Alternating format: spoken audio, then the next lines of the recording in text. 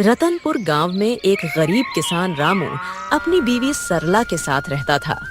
सुबह के वक्त मिट्टी के छोटे से घर में चूल्हा जल रहा था, जिस पर लोहे की कढ़ाई में थोड़ी सी सब्जी पक रही थी। अचानक दरवाजा खटखटाने की आवाज आती है।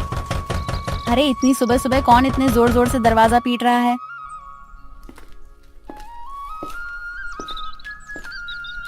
दरवाजा खोलते ही सेठ हरीलाल गुस्से में लाल पीला खड़ा था, जो कि बहुत लालची और चालबाज है। वह हर किसी से 2 गुना ब्याज वसूलता था। रामू, बहुत हो गया तेरा नाटक। मेरे पैसे कहाँ हैं? सेठ जी, कल ही तो मैंने आपको पूरी रकम दे दी थी और पूरा हिसाब पक्का कर दिया था, और मैंने आपके पुराने पैसे भी कब के लौटा दिए हैं। देर की वजह से तेरा ब्याज बढ़ गया है। अब वो उधार तुझे 5 गुना ब्याज के साथ लौटाना होगा। 5 गुना? सेठ जी, ये तो अन्याय है। मैंने मेहनत करके ब्याज सहित पूरे पैसे चुका दिए हैं। मैं गरीब आदमी इतना भारी ब्याज कैसे दे सकता हूँ? ज्यादा जुबान मत चला। अगर पैसा नहीं दिया ना तो तेरे घर का ताला तोड़कर बर्तन कपड़ा सब उठा ले जाऊंगा। तेरी बैलगाड़ी भी बेच दूंगा। सेठ जी, गरीब का खून चूसकर आपको क्या मिलेगा? हमारे साथ ऐसा मत करिए। इतना ज्यादा ब्याज मैं नहीं दे पाऊंगा। पैसे तो तुझे देने ही पड़ेंगे। देख लूंगा मैं तुझे। याद रखना रामू, हरीलाल से पंगा लेना आसान नहीं है। सेठ रामू को धमकाते हुए चला जाता है, लेकिन जाते जाते अपने नौकर को कहता है, इस गरीब भिखारी की इतनी मजाल, मुझे ना बोलकर इसने गलती कर दी। इसे तो सबक सिखाना पड़ेगा ताकि गांव में बाकी गरीब भी डर में रहे। आप बताइए, ये जिंदगी कब बदलेगी? रोज रोज 2 वक्त की रोटी के लिए जूझना पड़ता है। कभी मन करता है घर की टूटी छत ठीक करवा दूं, तो कभी सोचती हूँ कि हमारे पास भी अच्छे कपड़े हों, लेकिन लगता है किस्मत ने हमें बस तंगी ही दी है। मुझे पता है तुम्हें तकलीफ है, पर मैं क्या करूं? खेत छोटे हैं, बारिश वक्त पर नहीं होती, ऊपर से कर्ज का बोझ भी सर पर है। मैं दिन रात मेहनत करूं, तब हमारे हिस्से में यही नमक रोटी आती है। मेहनत? हाँ, मेहनत तो आप करते हैं, लेकिन भगवान हमारी सुनता ही कहाँ है। लगता है जैसे भाग्य ने हमें इस गरीबी में ही सड़ने के लिए भेजा है। सरला ने आह भरी, पर चुपचाप सब्जी पकाने लगी। कमरे में सन्नाटा था। रामू ने मन ही मन ठान लिया, आज खेत में चाहे जान निकल जाए, पर घर लौटकर कुछ ऐसा लाऊंगा जिससे सरला के चेहरे पर मुस्कान आ जाए। रामू को नहीं पता था कि आज का दिन उसकी जिंदगी की सबसे बड़ी कहानी की शुरुआत करने वाला है। सुबह के वक्त रामू खेत जाने के लिए घर से निकल रहा है। सुबह की हल्की हल्की धूप खेतों पर पड़ रही थी। सरला के मन में आज कुछ हलचल सी चल रही थी। रामू रोज गांव के बीच से होकर जाने वाला रास्ता मंदिर के पास से गुजरता था। रामू रोज इसी रास्ते से जाता था, क्योंकि यही सबसे छोटा और आसान रास्ता था। मंदिर में उस वक्त बस पुजारी ही थे जो सफाई कर रहे थे। प्रणाम पंडित जी, कैसे हैं आप? तबीयत ठीक है ना आपकी? हाँ बेटा, सब अच्छा है। भगवान का आशीर्वाद तुझ पर हमेशा बना रहे। पुजारी से बात करके रामू अपने खेत की तरफ निकल जाता है। उसी शाम गांव का सबसे अमीर सेठ हरीलाल अपने नौकर के साथ बैठा था। वह बहुत लालची और चालाक था। उसके मन में एक खतरनाक योजना पनप रही थी। सेठ हरीलाल अपने बड़े से घर में खाट पर बैठा पान चबा रहा था। पास में उसका नौकर कालू खड़ा था। अरे कालू सुन, मंदिर के गहनों को देखकर मेरा जी ललचा गया है। कल रात मंदिर में जो सोने चांदी के गहने हैं ना, वो मेरे घर में होने चाहिए। गांव वाले मेरी इज्जत करते हैं, लेकिन पैसा और बढ़ाना है मुझे। सेठ जी, पर यह तो पाप का काम होगा। भगवान के घर से गहने चुराना अच्छा नहीं लगेगा। अरे मूर्ख, भगवान को क्या जरूरत है गहनों की? उनका क्या होगा इनसे? असली भगवान तो पैसा है, और पैसा इंसान के हाथ में अच्छा लगता है। पर गांव वाले अगर उनको पता चल गया तो? बस यही तो मजा है। चोरी हम करेंगे और इल्जाम किसी और पर लगेगा। पता है किस पर? उस गरीब रामू पर। आज उसकी और उसकी बीवी की जुबान बहुत ज्यादा ही चल रही थी। रामू, वो तो रोज मंदिर के पास से ही अपने खेत के लिए जाता है ना? हाँ, हम इसी बात का फायदा उठाएंगे। सबको लगेगा कि उसी ने चोरी की, गांव वाले पहले ही उसे तिरछी नजरों से देखते हैं। बस आज रात ही हम अपना काम कर देंगे और सुबह हंगामा हो जाएगा। तू बस ये याद रख, कोई गलती नहीं होनी चाहिए। आधी रात को हम मंदिर में घुसेंगे, गहने उठाएंगे और अपने गोदाम में छुपा देंगे। सुबह मैं खुद शोर मचाऊंगा और रामू का नाम लूंगा। कालू डरते डरते सिर हिलाता है और अपने सेठ की बात मान लेता है। रात का समय था। गांव में हर तरफ सन्नाटा था। बस कहीं कहीं कुत्तों के भौंकने की आवाज आ रही थी। उस रात सेठ लालच में अंधा हो जाता है और इस घिनौनी साजिश को अंजाम देता है। अपने नौकर से मंदिर में चोरी करवाता है। पास ही अंधेरे में एक काली बिल्ली म्याऊं करके गुजर जाती है, जैसे वो इस पाप की गवाही दे रही हो।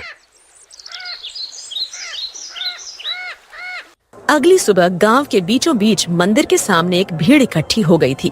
हर कोई जोर जोर से बातें कर रहा था। माहौल में घबराहट और गुस्से की गूंज थी। अरे यह क्या हो गया? मंदिर के सारे सोने के गहने रातों रात गायब हो गए। इतना बड़ा अपशकुन, भगवान के गहने चुरा ले गया कोई। ये तो बहुत बुरी बात है। इसी बीच रामू रोज की तरह खेत की तरफ जाने के लिए उसी रास्ते से गुजर रहा था। भीड़ देखकर वो रुक गया और पास आ गया। अरे क्या हो गया भाई लोग, इतनी सुबह सुबह ये भीड़ किस बात की है? अरे रामू, तूने सुना नहीं, मंदिर में चोरी हो गई। भगवान के सारे गहने कोई उठा ले गया। रामू यह सुनकर चौंक जाता है। भीड़ में खड़ा सेठ, जो असल में चोरी किया था, वह बहुत मासूम बन रहा था। पंडित जी आप बताइए, कल रात तक तो गहने मंदिर में थे, फिर अचानक कौन ले गया? आप बताइए पंडित जी, क्या आपने मंदिर के आसपास किसी को आते जाते देखा है? आपको किसी पर शक है क्या? अरे मैंने देखा है रामू, रोज मंदिर के रास्ते से आना जाना करता है। सेठ जी, कल तक तो सब कुछ ठीक ठाक था। मंदिर के पास से तो कई लोग गुजरते हैं, लेकिन रोज सुबह सुबह खेत की तरफ जाने के लिए रामू इधर से निकलता है। मगर रामू ऐसा काम करेगा मुझे नहीं लगता। अरे पंडित जी, जमाना खराब है, आदमी की नीयत कब बदल जाए क्या पता। और वैसे भी जिसने किया है वो मुंह से कभी मानेगा नहीं। मैंने अपनी आंखों से देखा है। रात को जब मैं खेत की तरफ जा रहा था, रामू मंदिर के पास चुपके चुपके घूम रहा था। ये क्या कह रहे हो आप लोग? मैंने कोई चोरी नहीं की है। इतना बड़ा पाप मुझ पर मत डालो। अरे हाँ, ये गरीब आदमी है, पैसों की तंगी में है, ये कर भी सकता है ये काम। ये लोग मुंह पर अच्छे बनते हैं। अरे भगवान से डरिए आप लोग, हमने कुछ नहीं किया। हम गरीब जरूर हैं, लेकिन चोर नहीं। मेरे पति जितना ईमानदार इंसान इस पूरे गांव में कोई नहीं है। ऐसा मत कहिए, वरना भगवान आप लोगों को कभी माफ नहीं करेगा। रामू और उसकी बीवी ने बहुत समझाने की कोशिश करी, लेकिन भीड़ मानने को तैयार नहीं थी।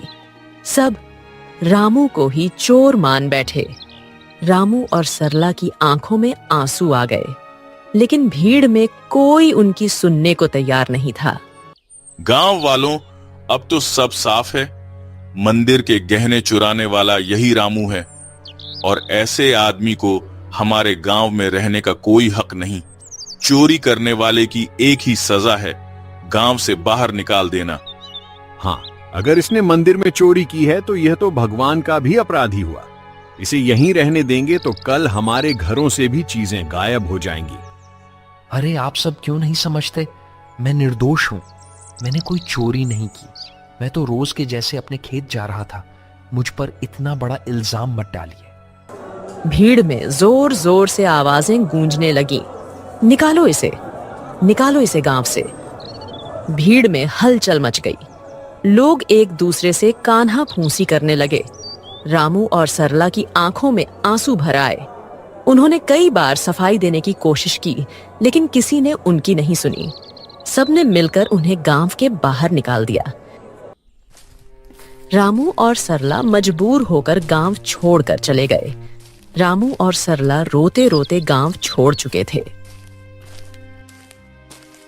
गांव के बाहर एक सुनसान जगह पर टूटी फूटी झाड़ियों और कंटीली झाड़ियों के बीच एक पुरानी पड़ी झोपड़ी मिली। मजबूरी में वहीं उनका नया घर बन गया।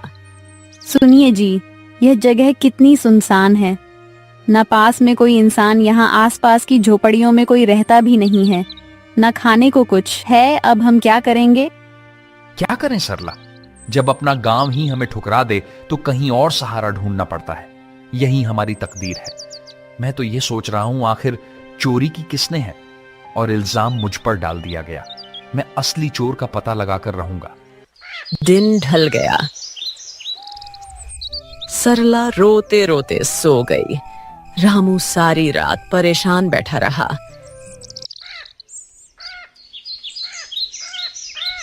अगली सुबह जब रामू उठा तो उसने देखा कि सरला रो रो कर भूख से कमजोर हो गई है। सरला, तुम यहीं रहो, मैं कुछ खाने के लिए लाता हूं, फिर अपने खेत जाऊंगा दूसरे गांव से होते हुए। तुम दरवाजा अंदर से बंद करके आराम करो। इतना कहकर रामू जंगल की ओर चल गया।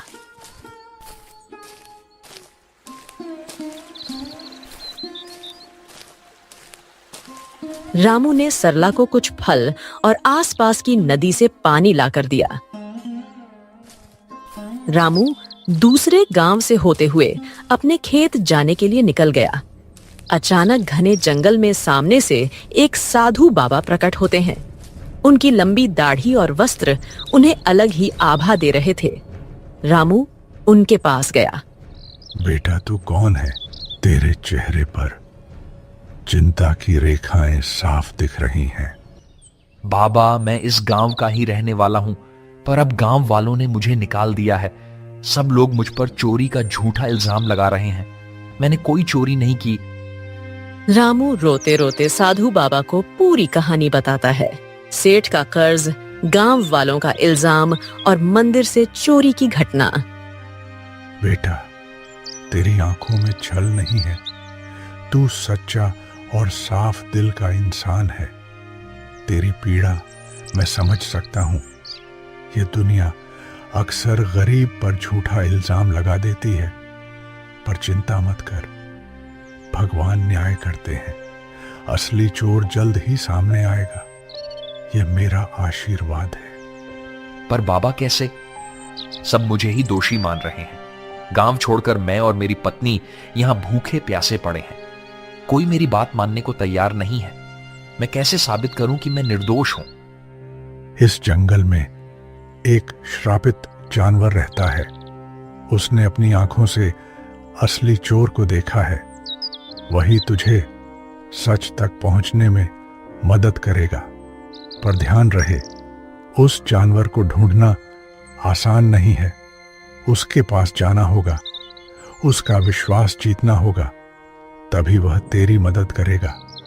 श्रापित जानवर बाबा, वह कौन है? मैं उसे कैसे ढूंढूं? यहां जंगल में तो बहुत से जानवर हैं। वह एक श्रापित काली बिल्ली है। सच यह है कि उसकी आंखों ने वह दृश्य देखा है जो किसी और ने नहीं देखा। जा बेटा, उस जानवर को ढूंढ और उससे मदद मांग। वो बिल्ली तेरी जिंदगी बदल देगी। भगवान तेरा साथ देंगे। जा बेटा, सत्य की शक्ति तेरे साथ है। साधु बाबा रामू को आशीर्वाद देकर अचानक गायब हो गए। रामू समझ गया था कि यह भगवान की लीला है। रामू तुरंत ही बाबा के बताए अनुसार उस बिल्ली को ढूंढने के लिए निकल गया। जंगल का सन्नाटा, पत्तों की सरसराहट। रामू थका हारा, भूखा प्यासा, उम्मीद के सहारे इधर उधर भटक रहा था। उसने पूरा जंगल छान मारा, पर उसे वो काली बिल्ली कहीं नहीं मिली। दिन ढलने को आया। रामू अब निराश होकर अपनी झोपड़ी की तरफ जा रहा था। अचानक तभी उसकी नजर एक काली बिल्ली पर पड़ी। बिल्ली की चमकती आंखें दो अंगारों जैसी दिखाई दे रही थीं। ओ बिल्ली रानी, क्या तुम वही हो जिसके बारे में साधु बाबा ने कहा था? क्या तुमने उस रात देखा था? असली चोर कौन है? माँ, बिल्ली, क्या तुम मेरी मदद करोगी? मुझ पर झूठा इल्जाम लगाकर गांव से निकाल दिया गया है। क्या तुम सच जानती हो? मुझे बता दो, असली चोर कौन है? बिल्ली उसकी आंखों में देखती है। रामू का साफ दिल और अच्छी नीयत देखकर जैसे उसे सब समझ आ गया हो। अचानक बिल्ली की आंखों से एक अजीब सी चमक निकलती है और वह इंसानी आवाज में बोल उठती है। रामू, तुम्हारे साथ बहुत बड़ा अन्याय हुआ है। मंदिर के गहने तुमने नहीं चुराए।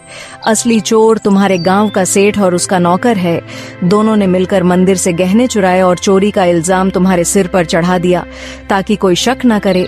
सेठ जानता था कि तुम गरीब हो, तुम्हारे पास कोई सबूत नहीं होगा, इसलिए उसने चालाकी से तुम्हें बलि का बकरा बना दिया। क्या गांव का सेठ, वही जो सबसे धर्म और दान की बातें करता है, और उसका नौकर भी तो यही सच्चाई है? गांव वालों ने मेरी ईमानदारी पर शक किया और असली अपराधी चैन से सो रहा है। मां बिल्ली, अब मैं क्या करूं? यह सच गांव वालों तक कैसे पहुंचाऊं? समय आने दो रामू, सच को कोई दबा नहीं सकता। मैं तुम्हारी मदद करूंगी।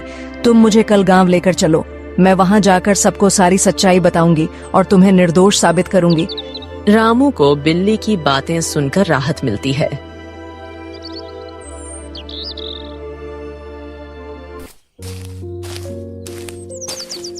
वह घर जाकर सरला को पूरी बात बताता है।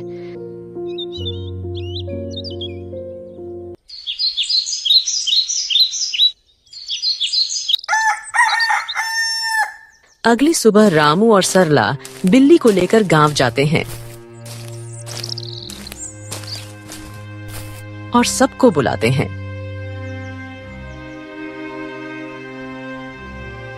गांव वालों, आप सबने मुझे चोर बोलकर गांव से निकाल दिया था, पर असली चोर अभी भी गांव में ही बैठा है। आज मेरे पास एक गवाह है जो मुझे निर्दोष साबित करेगा।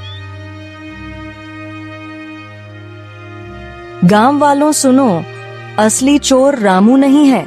मैंने अपनी आंखों से देखा है। मंदिर के गहने सेठ और उसके नौकर ने मिलकर चुराए हैं। अगर तुम्हें यकीन नहीं होता तो सेठ के घर जाकर देखो, मंदिर के गहने वहीं मिलेंगे। अरे, यह बिल्ली बोल कैसे रही है? चलो हम जाकर देखते हैं सेठ के घर गहने हैं या नहीं। वैसे भी सेठ ही हमें हमेशा धोखा देता रहा है। बिल्ली को बोलता देख सब चौंक जाते हैं और गांव के कुछ लोग सेठ के घर जाते हैं। उनको गहने सेठ के घर में मिल जाते हैं। अब पूरे गांव में बातें होने लगी। सेठ चोर है, सेठ चोर है। सब बोलने लगे।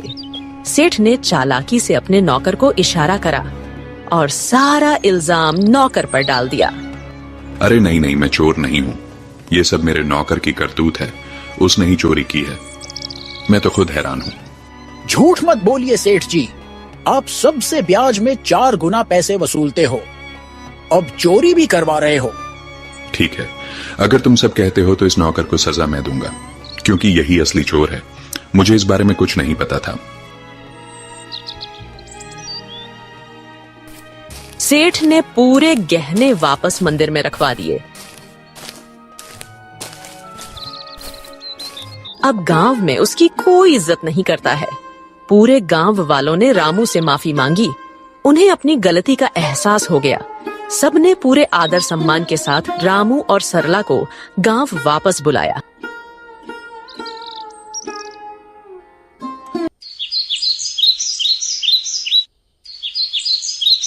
रामू और उसकी पत्नी सरला अब वापस अपने घर आ गए थे।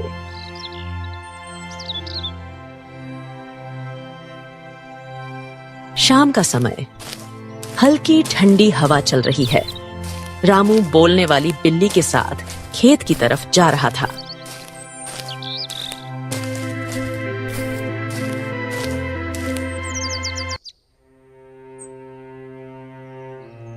मां बिल्ली, आज अगर तुम ना होती तो मेरी जिंदगी बर्बाद हो जाती। तुम्हारे ही कारण ही मुझे इज्जत वापस मिली। तुम्हारा बहुत बहुत धन्यवाद।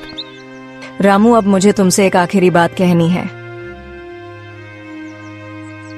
अचानक तेज रोशनी बिल्ली के चारों ओर फैलने लगती है।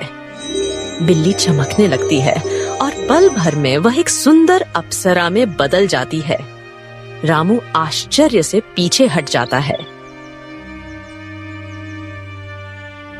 अरे ये क्या हुआ? तुम अचानक अप्सरा कैसे बन गई? कौन हो तुम? हाँ रामू, मैं एक अप्सरा ही हूँ। मुझे स्वर्ग से श्राप मिला था। मैं इस श्राप से मुक्त होने के लिए ही धरती पर आई थी। जब तक मैं धरती पर किसी सच्चे और भले इंसान की मदद नहीं करती, तब तक मैं इस बिल्ली के रूप में ही रहती। तुम एक सच्चे और ईमानदार इंसान हो, इसलिए तुम्हें बचाकर मैंने भी अपना श्राप तोड़ दिया। अब मुझे मुक्ति मिल चुकी है। तुम्हारी ईमानदारी और भलाई ने मुझे श्राप से मुक्त कर दिया है। तुम्हारा बहुत बहुत धन्यवाद रामू। मैं बहुत खुश हूँ। मैं तुम्हें वरदान देना चाहती हूँ। तुम्हें जो चाहिए बेझिझक कहो। रामू की आंखों में चमक आ जाती है। वह भावुक होकर अप्सरा को प्रणाम करता है। देवी, मेरी जिंदगी गरीबी से घिरी हुई है। मैं दिन रात खेतों में मेहनत करता हूँ, मगर फसल कभी अच्छी नहीं होती। ऊपर से कर्ज का बोझ है। मेरे परिवार के लिए 2 वक्त की रोटी जुटाना भी मुश्किल हो जाता है।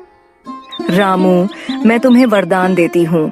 तुम्हारी परेशानी अब समाप्त होगी। जंगल के बीच में एक लाल फूल के पौधे के पास एक चमत्कारी फल का पेड़ है। वह पेड़ स्वर्ग से आया है। उस पेड़ का फल सिर्फ ईमानदार इंसान ही खा सकता है। तुम वहां जाओ और वह फल खाओ। तुम्हारे खेतों में समृद्धि होगी, कर्ज मिट जाएगा और जीवन खुशहाल हो जाएगा। बस याद रखना, तुम हमेशा इसे ही रहमदिल रहना, वरना तुम्हारी जिंदगी वापस वैसे ही हो जाएगी। सुखी रहो रामू। अब मैं चलती हूँ, अपना ख्याल रखना। रामू को वरदान देकर अप्सरा अचानक गायब हो जाती है।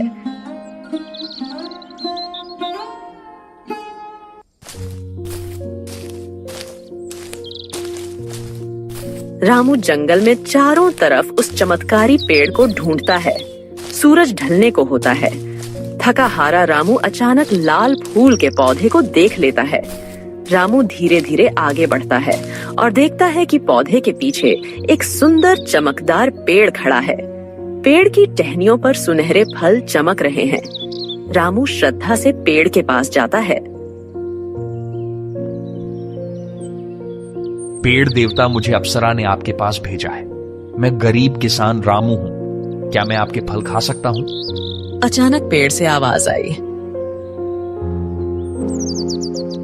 रामू, मुझे सब पता है। तुम सच्चे और भले इंसान हो, इसीलिए अप्सरा ने तुम्हें यहाँ तक पहुंचाया है। तुम मेरा एक फल खा लो, तुम्हारी सारी परेशानियां मिट जाएंगी और तुम्हारा जीवन खुशहाल हो जाएगा।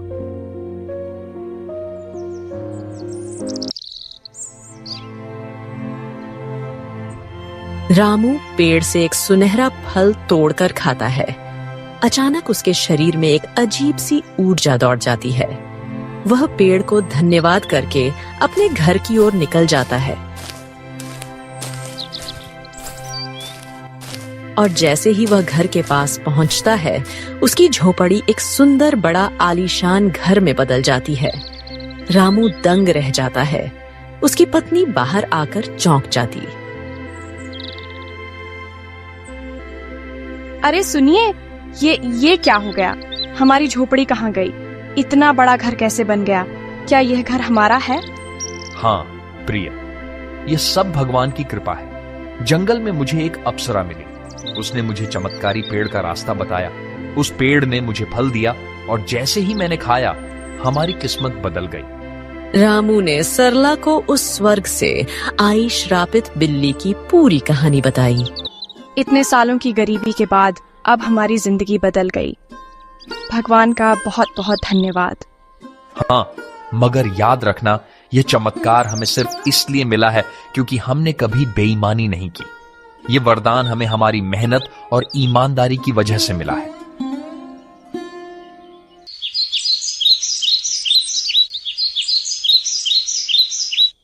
अब रामू और सरला अपने नए घर में खुशी से रहने लगे।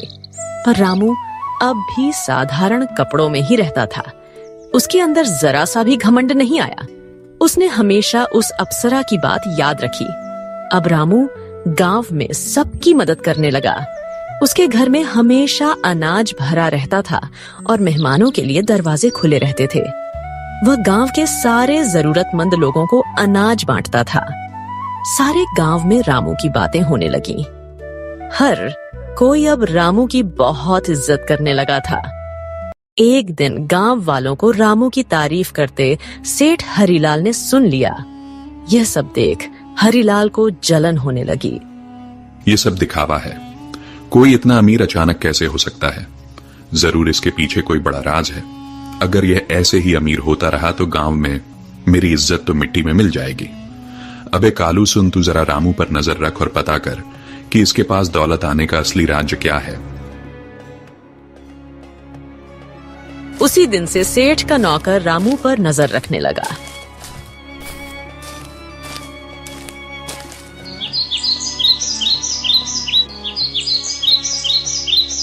एक दिन सेठ का नौकर रामू का पीछा कर रहा था।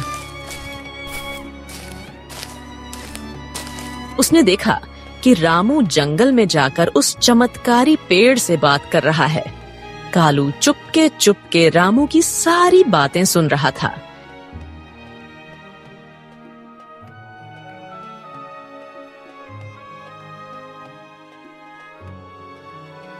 सेठ जी, मैंने सब देख लिया, सब पता कर लिया। रामू उस जंगल के बीच वाले पेड़ से बात कर रहा था। उसने उस पेड़ का फल खाया है जिसकी वजह से उसकी गरीबी दूर हुई और वह अमीर बन गया। क्या सच में? तो चल अभी उसी पेड़ के पास चलते हैं। अगर रामू अमीर हो सकता है तो मैं क्यों नहीं? मैं तो उससे भी बड़ा अमीर बनूंगा। मेरे पास तो पहले से ही ताकत और पैसा है। उस पेड़ को मैं अपनी मुट्ठी में कर लूंगा। सेठ लालच में आकर तुरंत अपने नौकर के साथ जंगल की ओर निकल गया। पर उसे क्या पता था, आज यह लालच उसे ले डूबेगी। वो लोग पेड़ के पास पहुंचे और फल तोड़ने की कोशिश करते हैं, पर एक भी फल उनसे नहीं टूटता। सेठ गुस्से में आकर पेड़ से कहता है, ओ पेड़, सुना है तूने रामू को फल देकर अमीर बनाया है। अब मुझे भी अपने फल दे, जल्दी कर। मैं इस पूरे गांव का सबसे बड़ा आदमी हूं। अब मैं और भी शक्तिशाली बनना चाहता हूं। सेठ, तू लालची है, अहंकारी है और बेईमान है।